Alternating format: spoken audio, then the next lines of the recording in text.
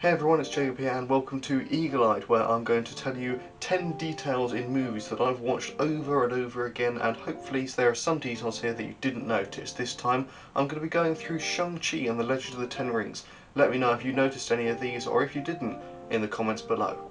I'll also give you the timestamps to all these details, so if you got it on Blu-ray, DVD or Disney Plus or whatever, you can go and have a look for these details yourself. At 4 minutes and 31 seconds in, you can see that Wenwu is flung out of the truck by his rings. He also lands on his outstretched arm to cushion the fall with the rings.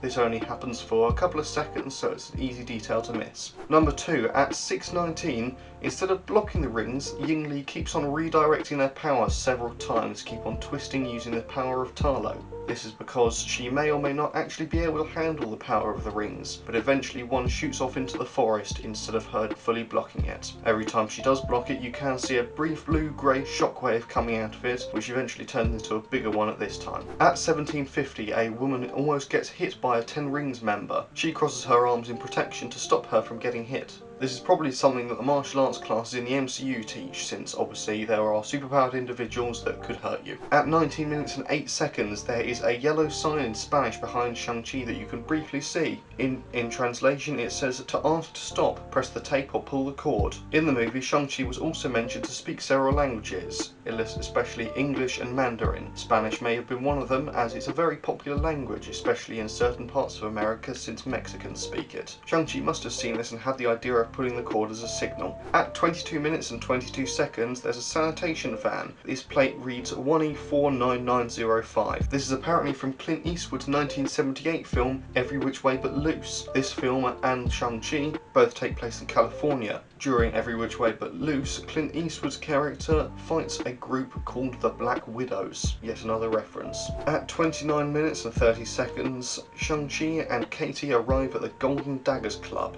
This is a reference to a 1976 comic with the subtitle Death Day of the Golden Dagger. It's the Master of Kung Fu Volume 1. Within this comic, the Golden Daggers are a criminal organisation, also known as the Oriental Expeditors. They find out in that comic that the leader of the group is revealed to be Shang-Chi's own sister. At 58 minutes and 55 seconds, there are several different items on the table that supports Trevor's backstory as a professional theatre actor. Ben Kingsley himself, a British actor, also specialised in theatre and Shakespeare productions.